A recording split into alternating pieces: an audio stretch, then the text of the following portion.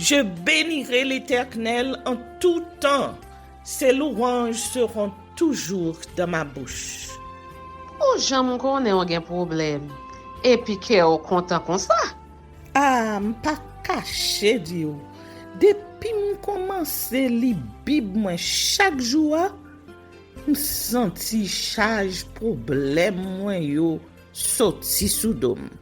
Oh, si c'est comme ça, moi pour aller couvrir acheter un Bible. Dégager au marché.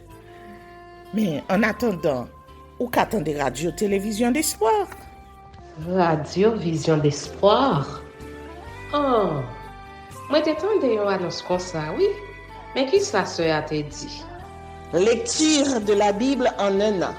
Une émission qui vous accompagne à la découverte des trésors cachés de la parole de Dieu sur Radio Télévision d'Espoir. Chaque jour de 11h à 11h30 du matin, excepté mercredi 5h30, 6h de l'après-midi, samedi 7h30, 8h du matin, avec les sœurs Chantal Saint-Hubert, Claude Louis Orisma et votre servante Maudeline Maurice Hilaire.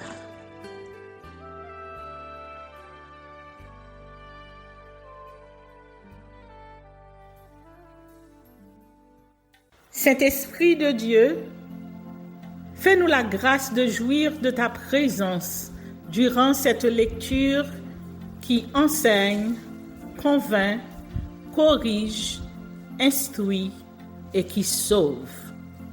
Au nom de Jésus. Amen.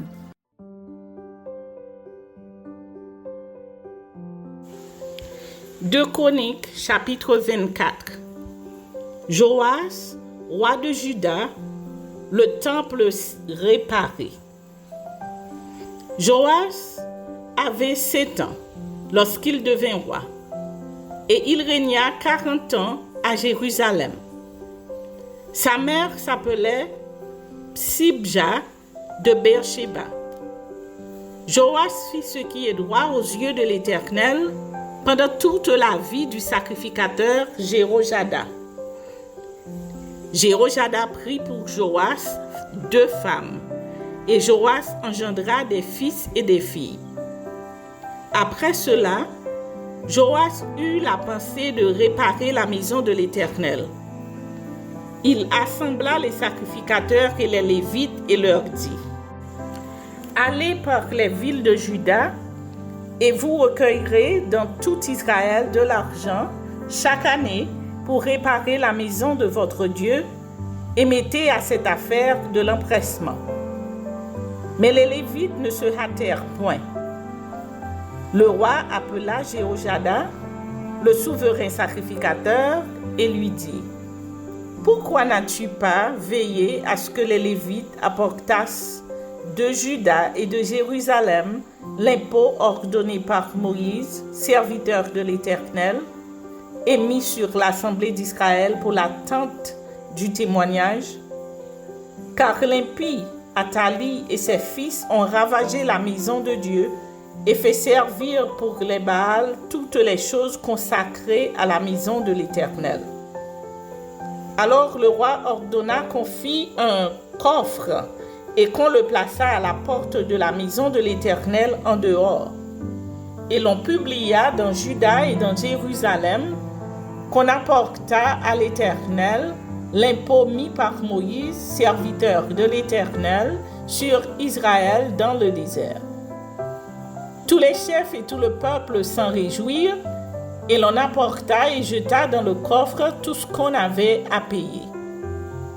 Quand c'était le moment où les Lévites, voyant qu'il y avait beaucoup d'argent dans le coffre, devaient le livrer aux inspecteurs royaux, le secrétaire du roi et le commissaire du souverain sacrificateur venaient vider le coffre. Ils le prenaient et le remettaient à sa place.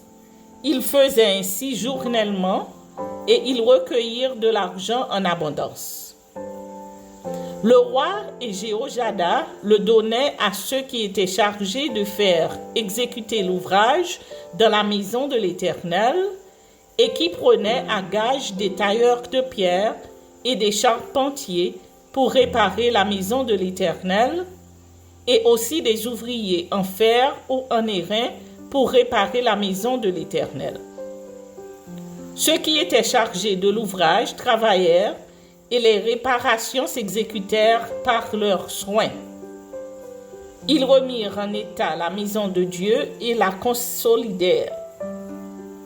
Lorsqu'ils eurent achevé, ils apportèrent devant le roi et devant Jéhojada le reste de l'argent, et l'on en fit des ustensiles pour la maison de l'Éternel, des ustensiles pour le service et pour les holocaustes, des coupes et d'autres ustensiles d'or et d'argent. Et, pendant toute la vie de Jéhojada, on offrit continuellement des holocaustes dans la maison de l'Éternel. Jéhojada mourut, âgé et rassasié de jours. Il avait à sa mort 130 ans. On l'enterra dans la ville de David avec les rois parce qu'il avait fait du bien en Israël et à l'égard de Dieu et à l'égard de sa maison. Retour à l'idolâtrie. Zacharie, fils du souverain sacrificateur, lapidé par ordre du roi, invasion des Syriens, Joas assassiné. Après la mort de Jéhojada, les chefs de Juda vinrent se prosterner devant le roi. Alors le roi les écouta. Et ils abandonnèrent la maison de l'Éternel, le Dieu de leur père, et ils servirent des Astartés et les idoles. La colère de l'Éternel fut sur Juda et sur Jérusalem, parce qu'ils s'étaient ainsi rendus coupables. L'Éternel envoya parmi eux des prophètes pour les ramener à lui, mais ils n'écoutèrent point les avertissements qu'ils en reçurent. Zacharie, fils du sacrificateur Jéhojada, fut revêtu de l'Esprit de Dieu. Il se présenta devant le peuple et lui dit: « Ainsi parle Dieu. Pourquoi transgressez-vous les commandements de l'Éternel? Vous ne prospérerez point, car vous avez abandonné l'Éternel, et il vous abandonnera. » Et ils conspirèrent contre lui, et le lapidèrent par ordre du roi, dans le parvis de la maison de l'Éternel. Le roi Joas ne se souvint pas de la bienveillance qu'avait eue pour lui Jéhojada, père de Zacharie, et il fit périr son fils. Zacharie dit en mourant: « Que l'Éternel voie et qu'il fasse justice. » Quand l'année fut résolue, l'armée des Syriens monta contre Joas et vint en Juda et à Jérusalem. Ils tuèrent parmi le peuple tous les chefs du peuple et ils envoyèrent au roi de Damas tous leurs butins. L'armée des Syriens arriva avec un petit nombre d'hommes et cependant l'Éternel livra entre leurs mains une armée très considérable parce qu'ils avaient abandonné l'Éternel, le Dieu de leur père. Et les Syriens firent justice de Joas. Lorsqu'ils se furent éloignés de lui, après l'avoir laissé dans de grandes souffrances, ses serviteurs conspirèrent contre lui à cause du sang des fils du sacrificateur Jéhojada. Ils le tuèrent sur son lit et il mourut. On l'enterra dans la ville de David, mais on ne l'enterra pas dans les sépulcres des rois. Voici ceux qui conspirèrent contre lui. Zabad, fils de Shimith, femme ammonite, et Josabad, fils de Shisouin, femme moabite.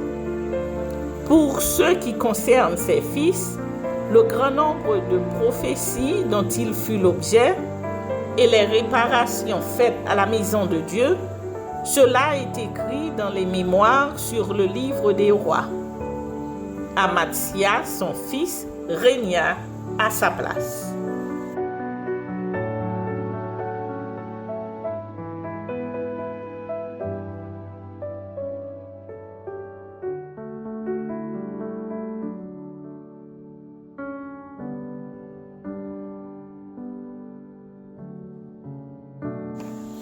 2 Chroniques, chapitre 25. Amatsia, roi de Juda. Victoire sur les Édomites. Amatsia devint roi à l'âge de 25 ans et il régna 29 ans à Jérusalem. Sa mère s'appelait Joadan de Jérusalem. Il fit ce qui est mal aux yeux de l'Éternel, mais avec un cœur qui n'était pas entièrement dévoué. Lorsque la royauté fut affermie entre ses mains, il fit périr ses serviteurs qui avaient tué le roi, son père. Mais il ne fit pas mourir leur fils, car il agit selon ce qui est écrit dans la loi, dans le livre de Moïse, où l'Éternel donne ce commandement. On ne fera point mourir les pères pour les enfants, et l'on ne fera point mourir les enfants pour les pères, mais on fera mourir chacun pour son péché. Amatsia rassembla les hommes de Juda et les plaça d'après les maisons paternelles, les chefs de milliers et les chefs de centaines, pour tout Juda et Benjamin. Il en fit le dénombrement depuis l'âge de 20 ans et au-dessus, et il trouva 300 000 hommes d'élite en état de porter les armes, maniant la lance et le bouclier. Il prit encore à sa solde dans Israël 100 000 vaillants hommes pour 100 talents d'argent. Un homme de Dieu vint auprès de lui et dit: « Ô roi, qu'une armée d'Israël ne marche point avec toi, car l'Éternel n'est pas avec Israël, avec tous ses fils d'Éphraïm. Si tu vas avec eux, quand même tu ferais au combat des actes de vaillance, Dieu te fera tomber devant l'ennemi, car Dieu a le pouvoir d'aider et de faire tomber. » Amatsia dit à l'homme de Dieu: « Et comment agir à l'égard des 100 talents que j'ai donnés à la troupe d'Israël ?» L'homme de Dieu répondit: « L'Éternel peut te donner bien plus que cela. » Alors Amatsia sépara la troupe qui lui était venue d'Éphraïm, afin que ces gens retournassent chez eux. Mais ils furent très irrités contre Juda et s'en allèrent chez eux avec une ardente colère. Amatsia prit courage et conduisit son peuple. Il alla dans la vallée du Sel et il bâtit 10 000 hommes des fils de Séir. Et les fils de Juda en saisirent 10 000 vivants qu'ils menèrent au sommet d'un rocher, d'où ils les précipitèrent et tous furent écrasés. Cependant, les gens de la troupe qu'Amatsia avait renvoyés pour qu'ils n'allassent pas à la guerre avec lui firent une invasion dans les villes de Juda, depuis Samarie jusqu'à Beth-Horon. Ils tuèrent 3 000 personnes et enlevèrent de nombreuses dépouilles. Guerre funeste avec Joas, roi d'Israël, conspiration contre Amatsia, sa mort. Lorsqu'Amatsia fut de retour après la défaite des Édomites, il fit venir les dieux des fils de Séir et se les établit pour Dieu. Il se prosterna devant eux et leur offrit des parfums.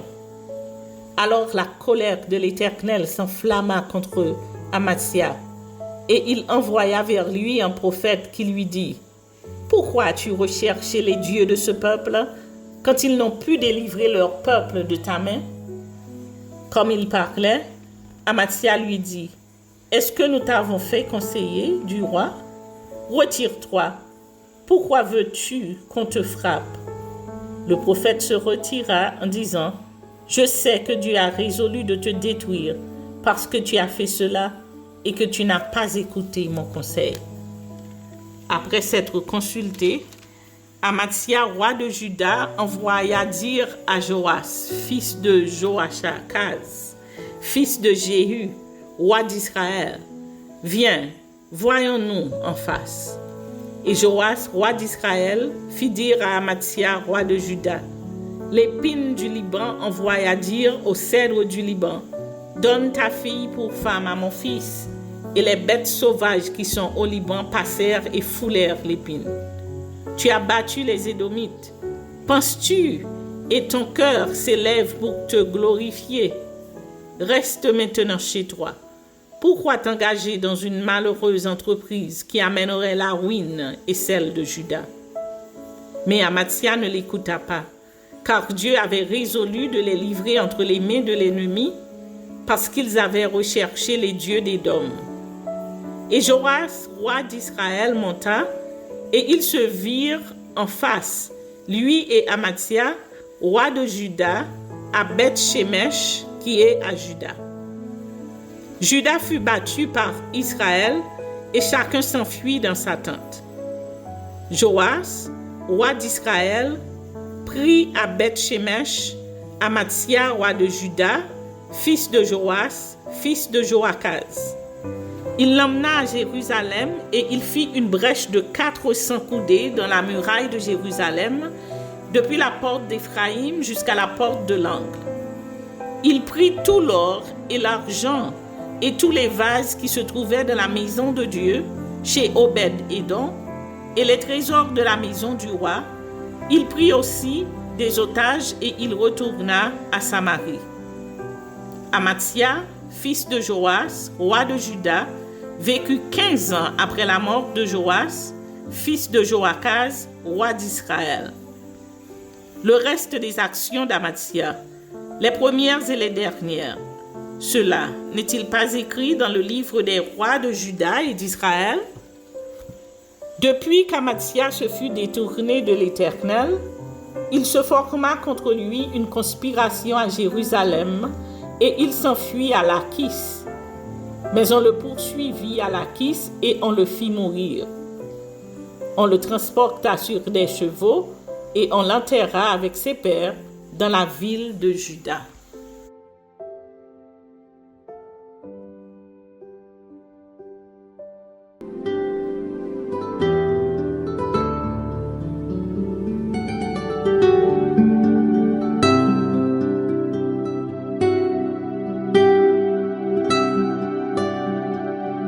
Merci Seigneur de nous donner le discernement dans la lecture de ta parole, que nous y prêtions attention afin d'appliquer notre cœur à la sagesse. Amen. Que celui qui a des oreilles pour entendre, entende, et que celui qui lit fasse attention.